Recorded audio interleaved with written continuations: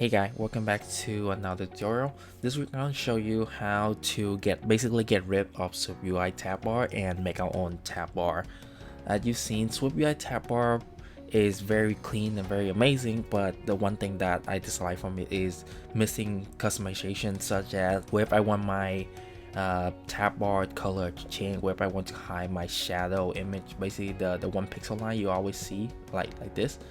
What if I want to do that? What if I don't want to make it translucent, etc.? You don't have control over it. So this is going to show you how to just basically get rid of it. Also, the best thing, just let me show you. See, I have two tabs right here. The first one is a contact, and the second one is profile. So as I switch over, I am able to change the color as I wish. The reason the image is not changing here is because I set the image random mode at original, so it won't be changing. But if you don't set the random mode at all, it will change perfectly just fine. And the great thing about this is it's also working navigation, right? I go into navigation and I pop back just fine. I can still customize everything up here. Another amazing thing is, let's say I scroll all the way down here, right? Let's say I scroll down to 45 and I switch a tab. I do something here and I switch back, everything still works. And also when you click this, it will just pop to the root. Here I just have a sample text hello world preview here, and I put two devices, an iPhone 11 and iPhone 8. Just gotta show you the difference later. Also, these two line is just if you're in the child view and you want to pop back to the parent view within navigation, this is the line, right? I just don't want to remember that. TabBar is conformed to UITabBarController.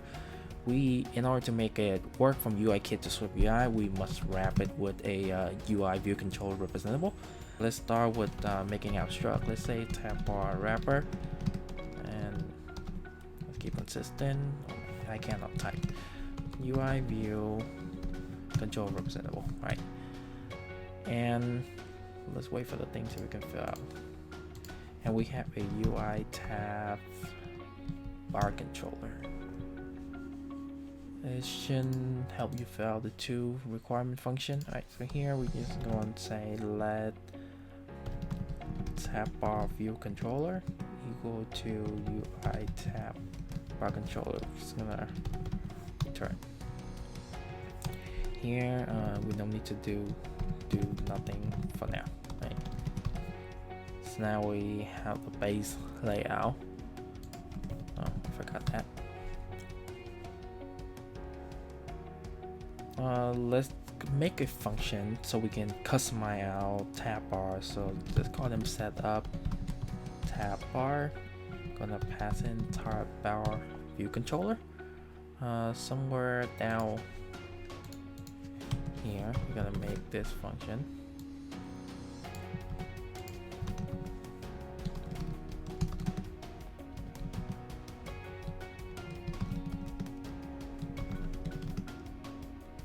Let's say UITabBarController context.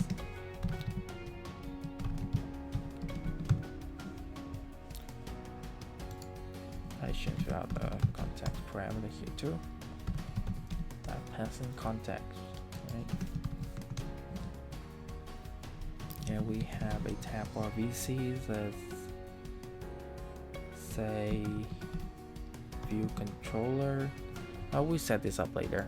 Basically, just set up the item for our view controller. Let's say tab vc dot delegate. Gonna set up our own delegate coordinator. Let's say that TabBar vc, and I want to put tint color equal to red. Nice. If I want to remove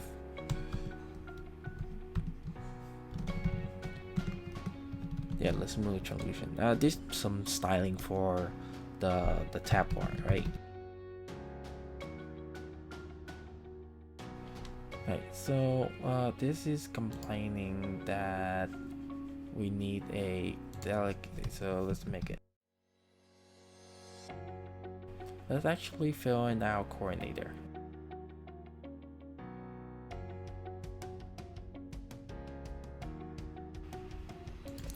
And here, this function is really optional. There's too many functions. Let's say we call this select. Yeah, so this function trigger every time that a tab gets selected. So you can do more customization here if you want. First, we need to update our selection equal to TabBarController select index. And here is the one where if I want to say that if selection equal to the first tutorial, I have 2 tabs of selection 1. I wanna change the color of the tab bar, something like that, like bar tint color to be equal red. Else,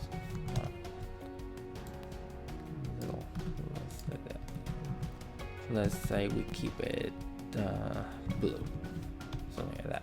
Right here, this is where you can change your tab bar every time your tab get updated. Let's see, tab bar, we need to fill out our view controller. That's how we're gonna add all the view into this.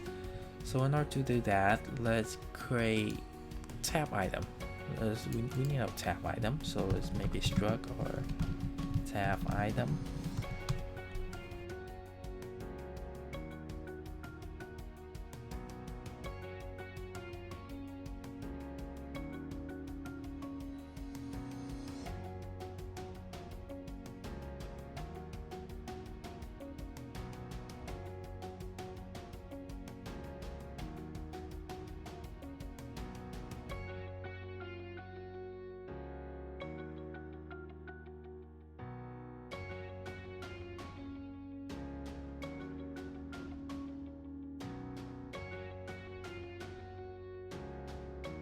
Then we need to make an initializer for this. So let's say var tab_vc.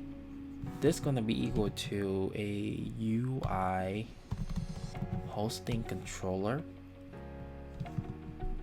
of view. We must pass in the type, and let's say selection.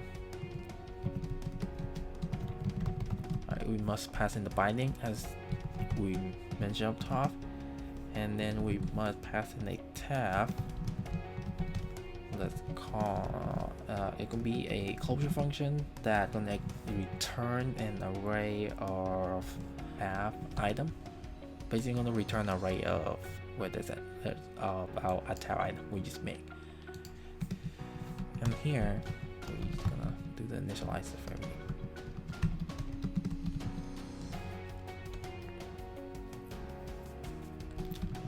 So type view cannot be only struct in the class. I'm gonna just do this. Any view? Should be no complaint. Yeah, okay. Here you want to grab your tab_vc and you're gonna map them. Right, this should, everything you map, it should return you an item in. Let's create a host view controller equal to UI hosting controller. We must pass in the root view, and our case gonna be item dot content.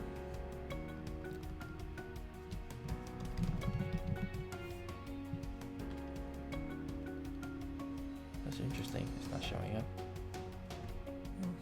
Oh, okay, I see it. My bad for this. So I called the wrong variable. That's why the content view wasn't showing up. So now we have that. It should.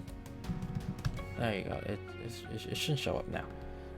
And then we're gonna return our host view controller, and that is pretty much it for setup. So now we can call this, and we're gonna set it to our cell.tab_vc.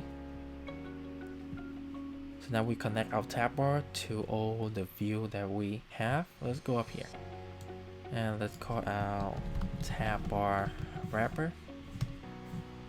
Let's make a state variable for this.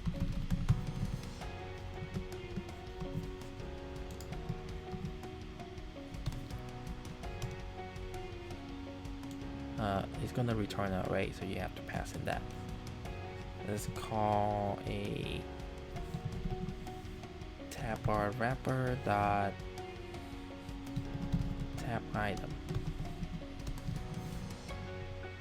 and we have this. Let's say title is, I'm gonna try replicate what I show you.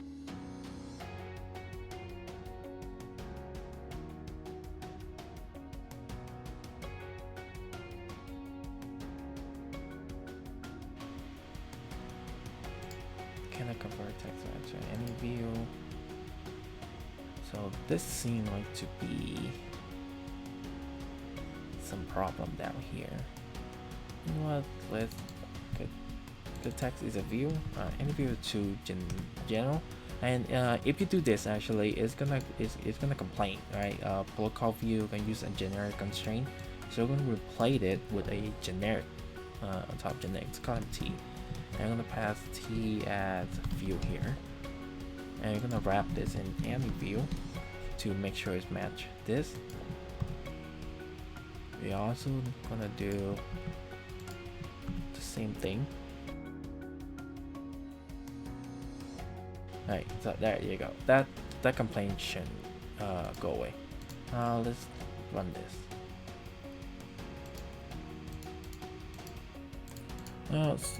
We have something here. As you can see, is something is changing, but we missing our icon. That's interesting.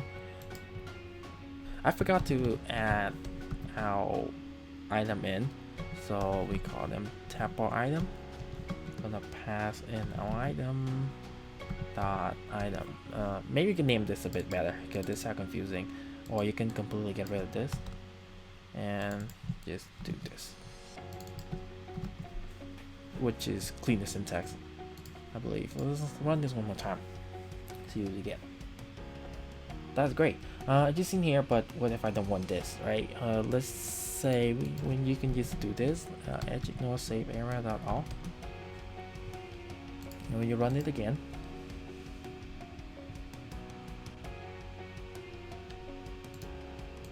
voila, we get the whole tab bar. We can custom the color, but what we want to do is basically get rid of this. Now this syntax is very ugly. Imagine you have to call TabBar.wrapper.item all the time. So what we can do is making an extension to convert to view.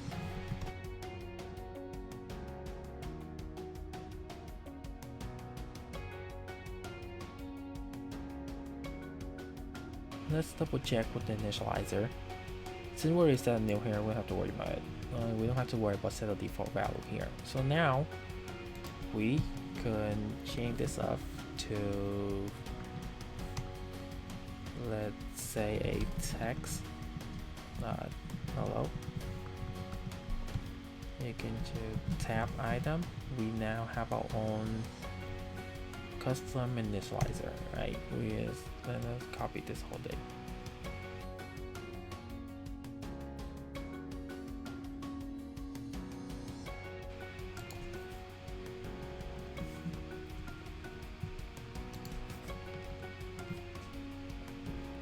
I'm amazed it still complain. No, it should not complain. Yeah. So now we get a cleaner syntax that's similar to how we would call a view in SwiftUI, and it still works perfectly. You see when we first launch this, is a white background. You just go down here and set a default like tab bar color, and that shouldn't be any problem. So if you want to have your blue at your default, you set a blue here. If you want to have red, you set red there.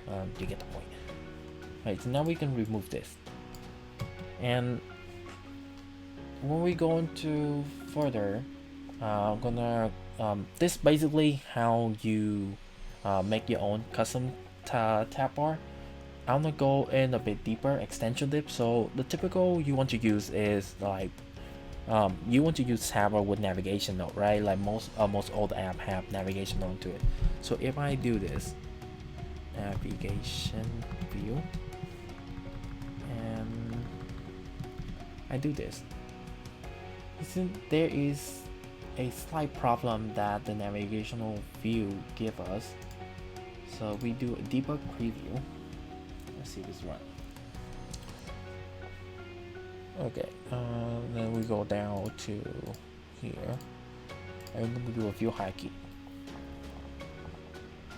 Right, that low.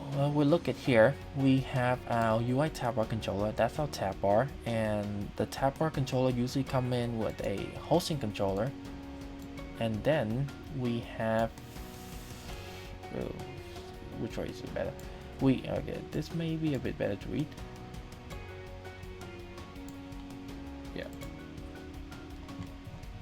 And we have our notification sending split view, which is the background for the navigation view, the view navigation control, and then top navigation control, that's our hosting view controller. That's why CEO shifted, and we will look at the hierarchy. How we do this?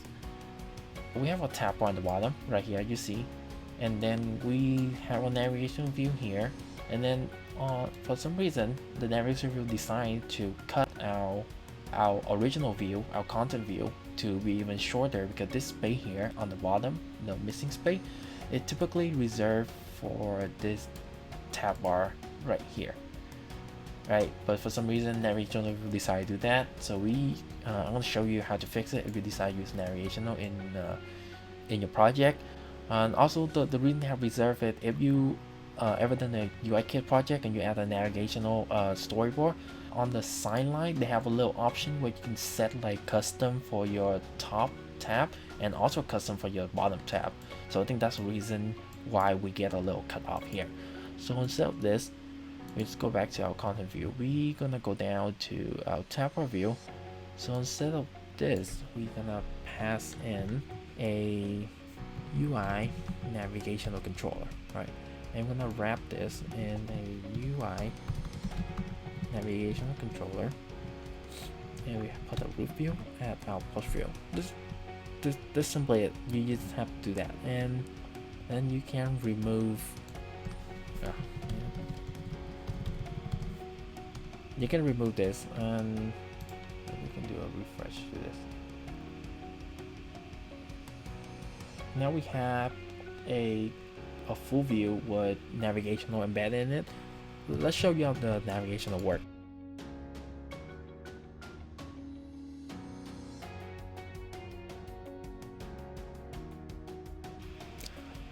So let me explain the educational example. Typically you only need a bottom for navigation, but if you don't have the top as well, our navigation will actually get cut off, like right by the save area. Let's say that I only want this, right? And we do a resume. It shouldn't show that this is seen, the navigational get cut off right here. That's why I have it all, or you can specific it at the bottom and top. That's also work if you don't want to do any leading and trailing on it. Let's go back to this. So now we have a perfectly working bar that completely merged into the background, and I can change the color, and it's also change the icon. This is not how I set it. Let's do more.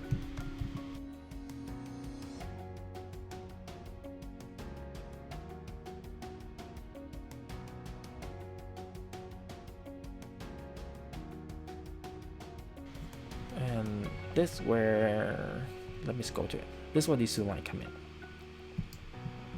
We're gonna copy that line, and where's our content? You're gonna put on top of this. I'm pretty sure there's another way to do this as well, but this seemed to me as the most convenient, and you don't have to worry about passing in a binding item. You don't have to worry about passing something like this, and then var is active and do all the trick to get it pop back to the parent view. And so I think this worked pretty well. Right, so now we have our own custom item, right? We have a navigational title. Let's run it.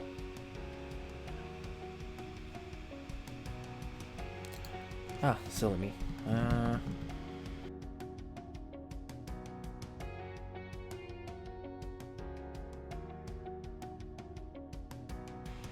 Okay, so now you see the modifier also work. We have no intrusion. We go in. We have a list. We have our own button, and right here we switch over. We switch back. Nothing gets reset. So the user have better experience because Imagine you have like 1,000 of these and I'm scrolling down all the way to like 500, and then I do this and just go back to like 0. That would probably trigger me, but this not work way good. And then you can click back as well. So that's pretty much it. I really hope you enjoyed this tutorial, and really thank you for sticking through it. So if you enjoyed the video, please give it a like and subscribe. I also put the code link in the description below, and I hope to see you again next time.